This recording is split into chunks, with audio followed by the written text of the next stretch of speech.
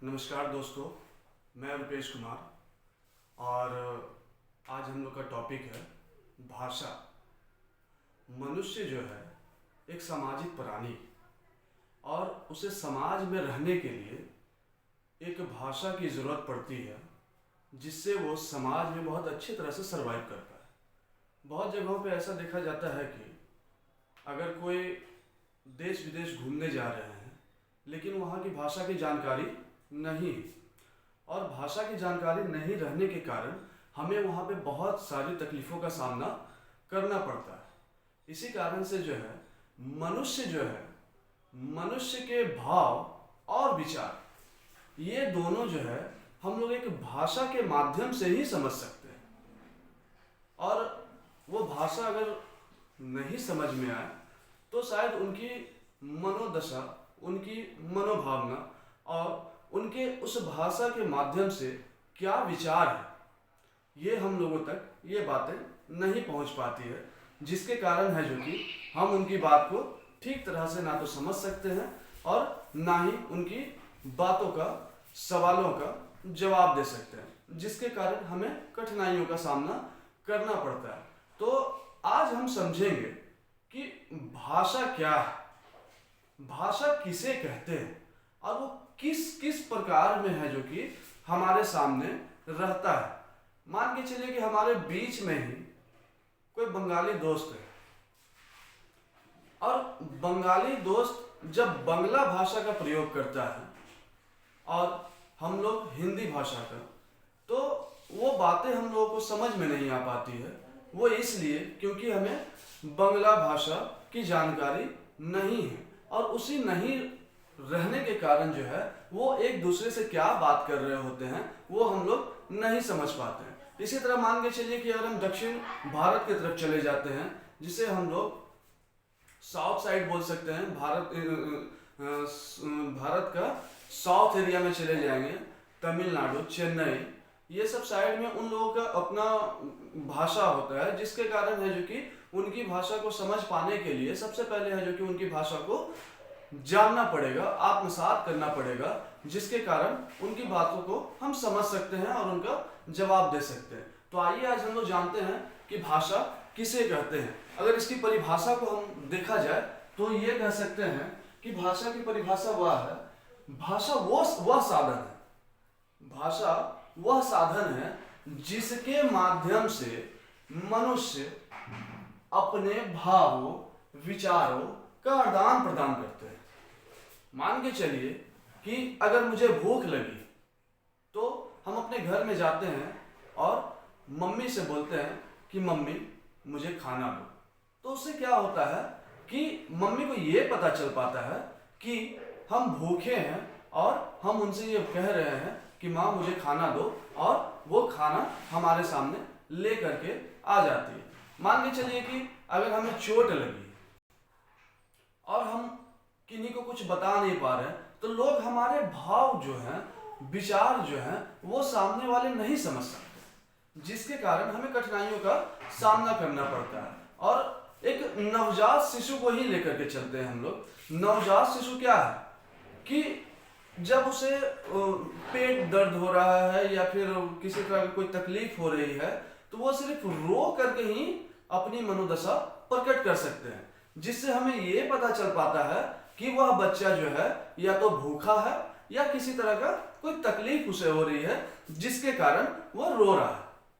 तो ये इस चीज से भावों का आदान प्रदान ही भाषा कहलाता है।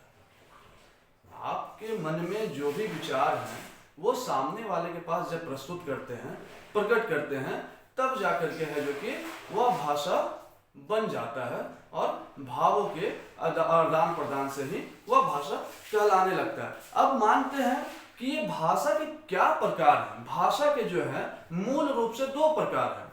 जैसे कि हमने यहाँ पे लिखा है कि भाषा दो प्रकार के होते हैं। एक होता है मौखिक भाषा और दूसरा होता है लिखित भाषा। एक भाषा और होता है जो कि जिसे हम लोग सांकेतिक भाषा के नाम से जानते हैं। सबसे पहले हम लोग समझते हैं मौखिक भाषा को।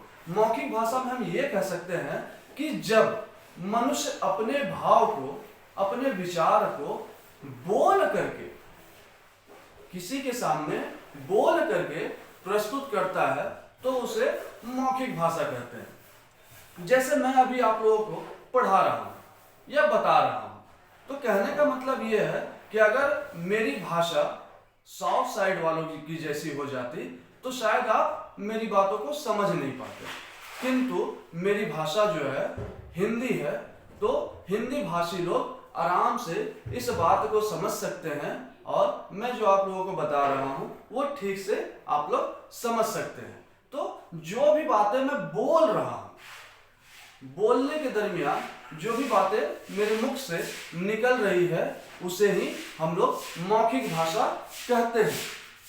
दूसरा है लिखित भाषा। लिखित भाषा वह भाषा कहलाती है जिसे हम लिख कर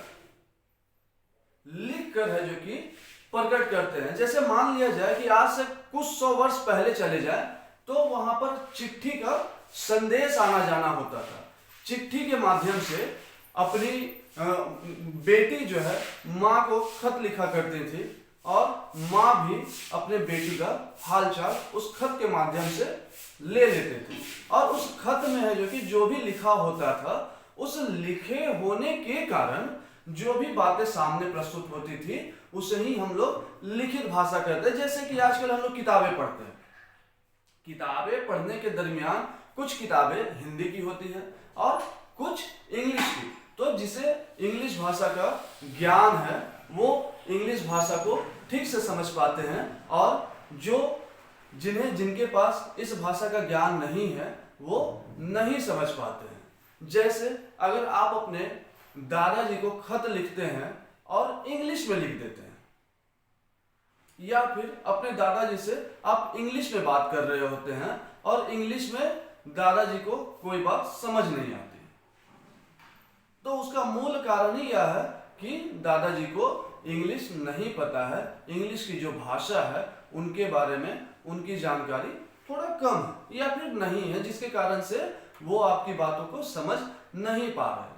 तो मौखिक भाषा के बारे में हम लोग समझ लिए हैं, लिखित भाषा के बारे में समझ चुके हैं कि जो भी बातें लिख करके हमारे सामने प्रस्तुत होती है और उसे जब पढ़ करके जो फील करते हैं, जो अनुभव करते हैं, वही लिखित भाषा है। और देखिए दोस्तों, तीसरी भाषा का जो है सबसे अधिक जो है मुख बधिर, जिसे हम एक तरह से बोल सकते हैं जिन्हें बोलने में कठिनाई होती है या फिर जो बच्चे बोल नहीं पाते हैं, वो देखिएगा कभी कभी है जो कि इशारे में है जो कि बातें किया करते हैं। वो इसलिए क्योंकि वो संकेतों के माध्यम से है जो कि अपनी बात को सामने वाले के सामने प्रस्तुत करते हैं। जैसे कि आजकल आप लोग देखते होंगे कि चौराहा के पास में देखते होंगे कि सिपाही रहते हैं। सिपाही क्या करते हैं, वो सिर्फ हाथों को इस तरह करते हैं। इसका मतलब ही ये हो जाता है कि जो भी गाड़ियां पीछे से आ रही है वो रुक जाए, और सामने से इस तरह से करते हैं। तो इसका मतलब ही ये हो गया कि पीछे से जो गाड़ी आ रही है वो रुक जाए और बाएं साइड वाले की जो लाइन है वो इस लाइन में चलना शुरू कर दे। तो ये क्या है, एक सांकेतिक भाषा है। संकेत के माध्यम से है जो कि एक दूसरे से जब समझ आ जा सके या बातें की जा सके, उसे हम लोग सांकेतिक भाषा कहते हैं। आई होप कि आप इस टॉपिक को बहुत अच्छे से समझ गए होंगे, और जो नहीं समझ पाए होंगे उनके लिए कमेंट बॉक्स खाली है, और आप उस कमेंट बॉक्स में अपनी जो भी शिकायतें हैं या फिर आपको जैसा लगा हो उसके बारे में आप लोग एक कमेंट जरूर करें। मैं रुपेश कुमार आज भाषा के बारे में आप लोगों को जानकारी दिया हूं, और मैं उम्मीद करता हूं कि आप लोगों को यह वीडियो बहुत अच्छा लगा होगा और आप इस चैनल पे जुड़े, इस चैनल को सब्सक्राइब करें, लाइक करें और उन लोगों तक यह वीडियो पहुंचाएं जिन लोगों को इनकी ज़रूरत है, और उन लोगों के पास इस वीडियो को पहुंचाएं जो इस वीडियो के माध्यम से अपना हिंदी टॉपिक भाषा के बारे में जानकारी ले सकते हैं। जय हिंद।